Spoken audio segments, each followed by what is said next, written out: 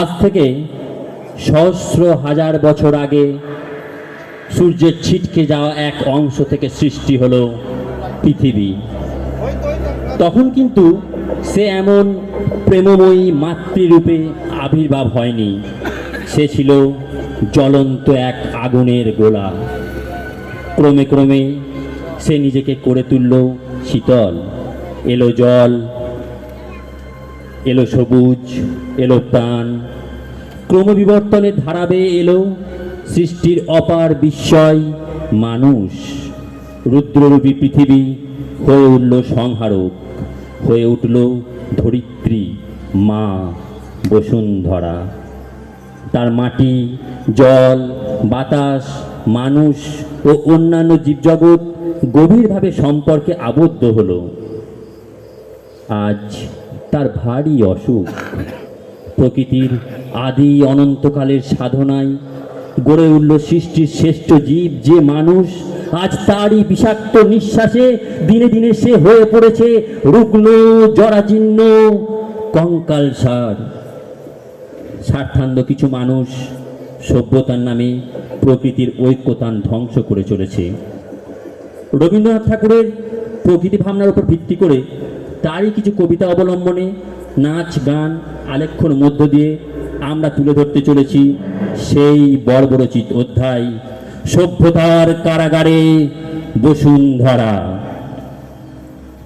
সম্ভবত ব্রহ্মাণ্ডের একমাত্র সবুজ গ্রহ এই পৃথিবী, যার বুক চিরে স্রোতস্বিনী চলে বয়ে আপন খেয়ালে।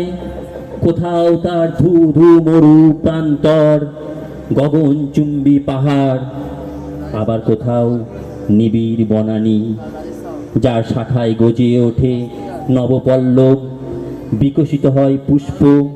সব কিছুর মাঝে দিন হয় রাত্রি নামে, সে এক চিরন্তন বিরাজমান শান্তি। এ যেন মাতৃক্রোড়, যার আঁচলে শুয়ে দেখতে ইচ্ছে করে সুদূরের নীহারিকা ছায়াপথ, পাড়ি জমাতে ইচ্ছে করে আকাশ গঙ্গায়। এই প্রকৃতি ও মানুষের ছন্দময়তার মাঝে তাই কবি ফিরে যাওয়া আকাঙ্ক্ষা অদম্য। এ যোগ আত্মার যোগ, এ টান নারীর টান। আমারে ফিরায়া লহ ওই বসুন্ধরে, কোলের সন্তানে তব কোলের ভিতরে, বিপুল অঞ্চল তলে। ওগো মা মৃন্ময়ী, তোমার মৃত্তিকা মাঝে ব্যক্ত হয়ে রই, দিগ্বিদিকে আপনারে দিবিস্তারিয়া, বসন্তের আনন্দের মতো। বিদারিয়া এ বক্ষ পঞ্জর, টুটিয়া পাষাণ বন্ধ, সংকীর্ণ প্রাচীর আপনার নিরানন্দ অন্ধকারাগার। হিল্লোলিয়া মরমরিয়া কম্পিয়া স্খলিয়া বিকিরিয়া বিচ্ছুরিয়া শিহরিয়া সচকিয়া আলোকে পুলকে প্রবাহিয়া চলে যায় সমস্ত ভুলকে, প্রান্ত হতে প্রান্ত ভাগে। উত্তরে দক্ষিণে পূরবে পশ্চিমে শৈবালে সাতদলে তৃণে, শাখায় বলকলে পত্রে উঠি সরসিয়া নিগুড় জীবন রসে।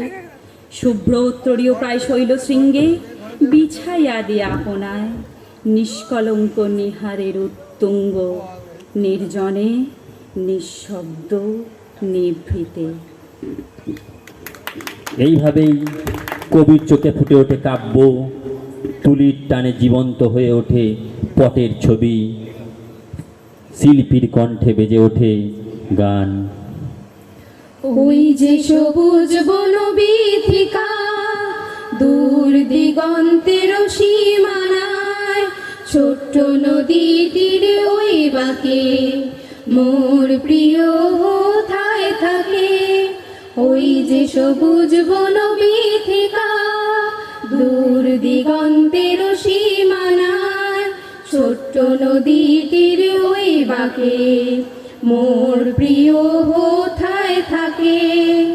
নীল পাহাড় নিত্যদার অঙ্গনে বিছায় ছায়া, রঙ্গনে ফুল কিছু তার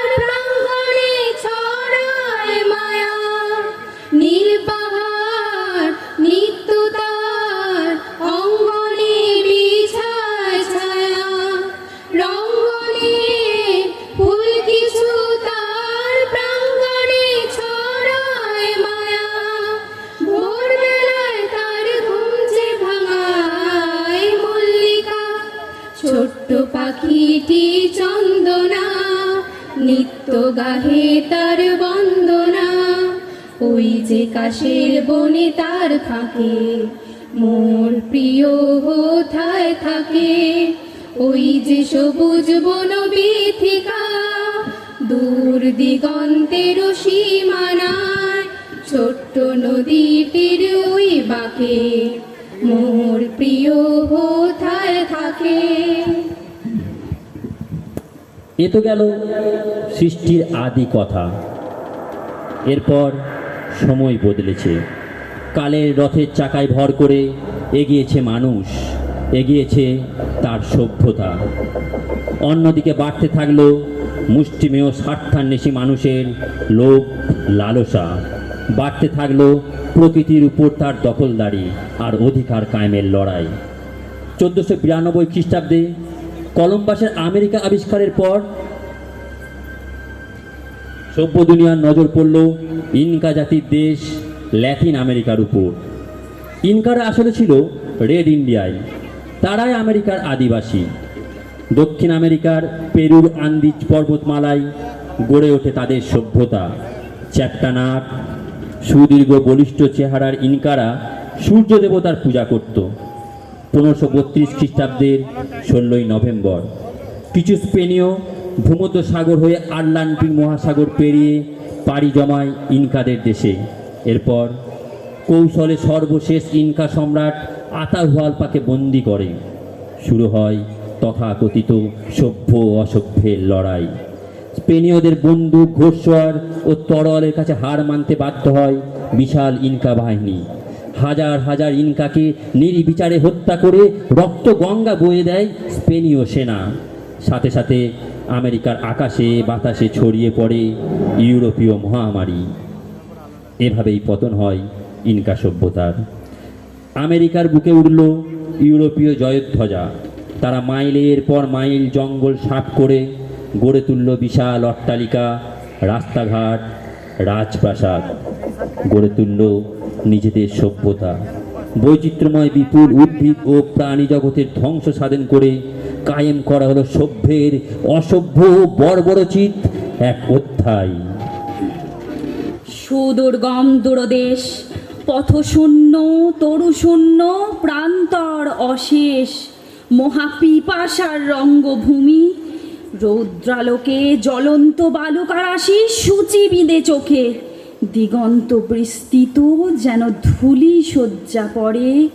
জরা তোরা বসুন্ধরা লুটাইছে পড়ে, তপ্ত দেহ, উষ্ণশ্বাস, বন্যী জ্বালাময়, শুষ্ক কণ্ঠ, সঙ্গহীন, নিঃশব্দ, নির্দয়। আজ যত যুদ্ধবাজ দেয় হানা হামলাবাজ, আমাদের শান্তি সুখ করতে চায় লুটতরাজ। আজ যত যুদ্ধবাজ দেয় হানা হামলাবাজ, আমাদের শান্তি সুখ করতে চায় লুটতরাজ। জোট বাঁধো, তৈরি হও, যুদ্ধ নয় তোলো আওয়াজ, তোলো আওয়াজ, তোলো আওয়াজ। যুদ্ধ নয়, যুদ্ধ নয়, তোলো আওয়াজ, তোলো আওয়াজ, তোলো আওয়াজ। যুদ্ধ নয়, যুদ্ধ নয়, তোলো আওয়াজ। সভ্যতার কলঙ্কিত ইতিহাস বড় দীর্ঘ। সপ্তদশ শতক হলো সেই যুগ যেখানে মানুষ কেনা বেচা শুরু হলো, যাকে বলা হয় কৃতদাস প্রথা। সভ্য দুনিয়ার নজর পড়ল আফ্রিকার কালো মানুষদের দিকে। শুধুমাত্র নিজেদের গোলামের চাহিদা মেটানোর জন্য দরকথা মাল যেমন বস্তাবন্দি করে লট তরুণ বিক্রি করা হয়, তেমনি আফ্রিকার নিগ্রোদের লট তরুণ বিক্রি করা হতো। আবাল বৃদ্ধ বনিতার উপর অত্যাচারের স্টিম রোলার চালিয়ে জাহাজে তোলা হতো। তারপর সেই জাহাজ পাড়ি জমাতো ইউরোপ, আমেরিকায়। বোঝাই জাহাজ চলেছে সেই পাপ ভূমির দিকে, ওরা যাকে বলে মাতৃভূমি। মানুষ যেখানে পঙ্কিল, ডলার যেখানে সম্রাট। তোমার ইতিহাসের আদি পর্বে দানবের প্রতাপ ছিল দুর্জয়। সে পরশ, সে বর্বর, সে মূঢ়। তার অঙ্গুলি ছিল স্থূল, কলা কৌশল বর্জিত। গদা হাতে, মুষল হাতে লণ্ডভণ্ড করেছে সে সমুদ্র পর্বত। অগ্নিতে, বাষ্পেতে দুঃস্বপ্ন ঘুলিয়ে তুলেছে আকাশে। জড় রাজত্বে সে ছিল একাধিপতি। প্রাণের পরে ছিল তার অন্ধ ঈর্ষা। আর কত পথ হাঁটবার পরে মানুষ মানুষ হবে, আর কত পথ হাঁটবার পরে মানুষ মানুষ হবে, আর কতবার গড় জালে পর থামবে যে ওই কামানের শট, চিরটা কালের জন্য যুদ্ধ অতীতে জায়গা পাবে। ঝড়ের হাওয়ায় উড়ছে সব জবাব, ঝড়ের হাওয়ায় উড়ছে সব জবাব। কিছু মানুষের ব্যাপারে পারো কি বলতে একটা কথা, আর কতকাল বাঁচলে শৈলে পাবে তারা স্বাধীনতা। আরো বলো দেখি আর কতবার ভান করা যায় কিছু না দেখার, সব কিছু দেখে তবু আমরা ঘুরিয়ে কি নেব মাথা। জোরালো হাওয়ায় উড়ছে তার জবাব, পারলে নাও চিনে, পারলে নাও চিনে। জোরালো হাওয়ায় উড়ছে তার জবাব, পারলে নাও চিনে, পারলে নাও চিনে। আর কতবার উপরে তাকালে দেখবো তবে আকাশ, আর কতগুলো কাল হলে তবে মানুষ কাঁদছে সেটা শোনা যাবে। কবে হবে আর কবে কবে হবে, কবে হবে অবকাশ।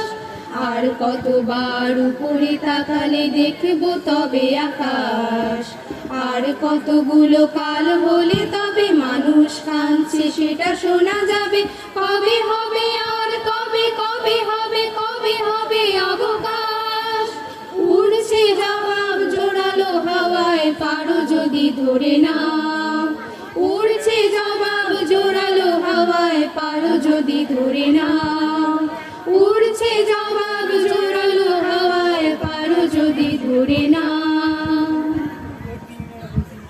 প্রকৃতি দেয় প্রেম, ভালোবাসা, মানুষ দেয় দেশ, হিংসা, ভেদাভেদ, হানাহানি।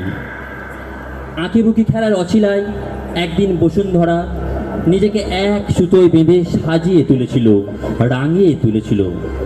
আজ সীমান্তের কাঁটা তার চিরে দিয়েছে তার বুক, খণ্ড খণ্ড করেছে ধরিত্রী। সেই রক্তে আঁকা হয়েছে বিচ্ছিন্ন মানচিত্র। মানচিত্রে ঘেরা সেই দেশ নিজেদেরকে সাজিয়ে তুলেছে অত্যাধুনিক মারণাস্ত্রে। সীমান্তে তার অতন্দ্র প্রহরী।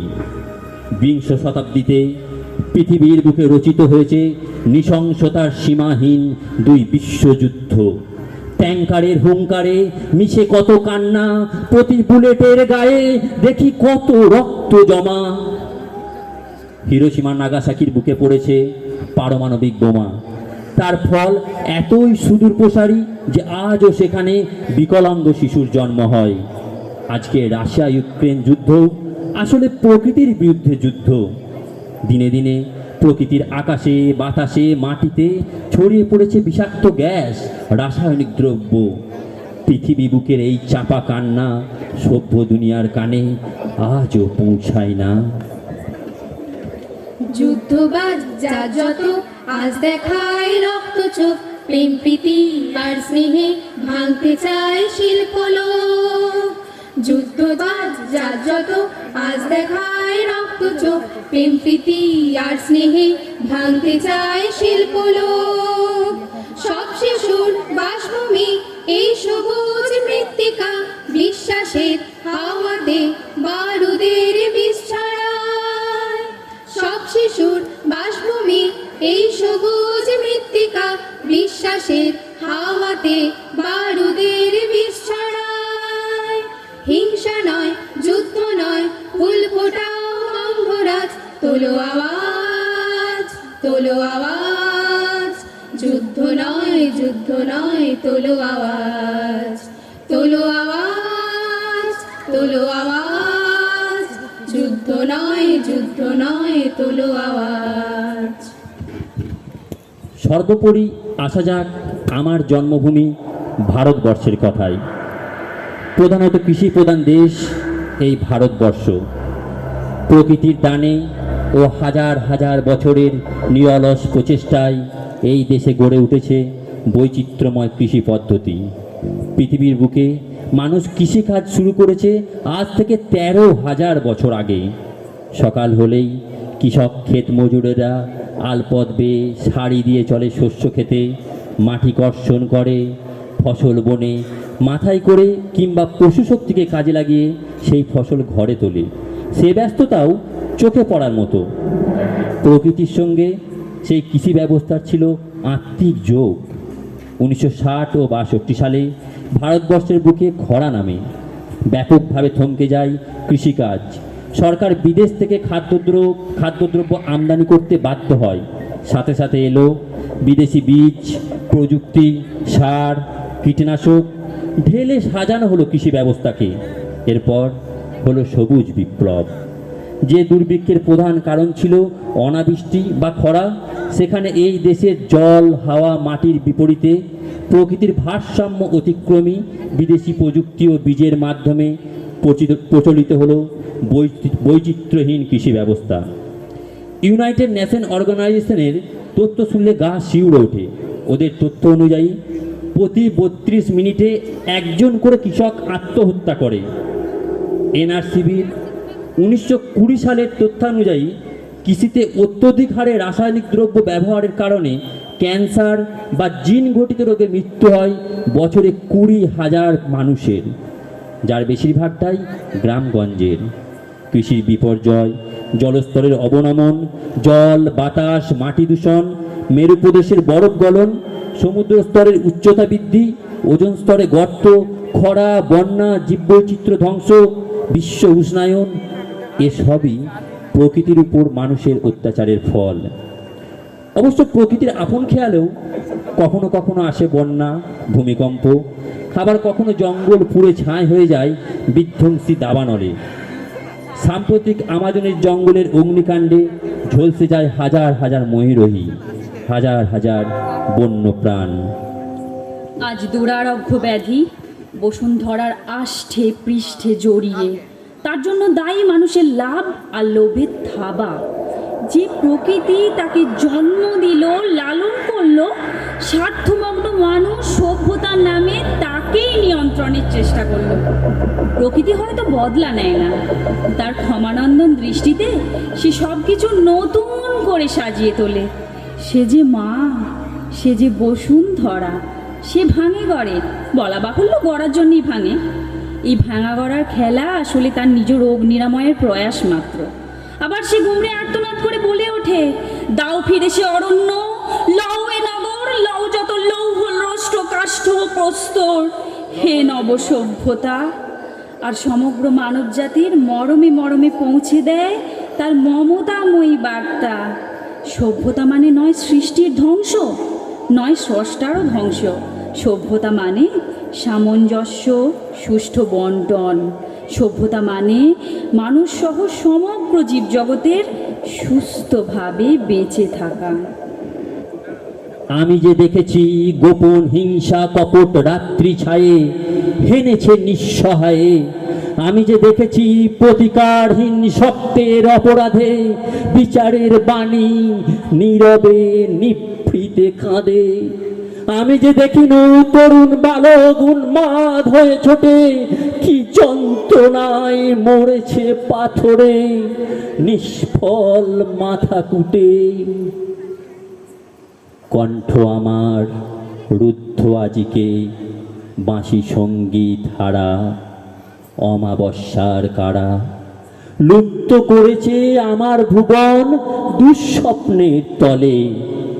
তাই তো তোমায় সুধায় অশ্রু জলে, যাহারা তোমার বিষায়েছে বায়ু, নিভায়েছে তব আলো, তুমি কি তাদের ক্ষমা করিয়াছ? তুমি কি বেসেছ ভালো?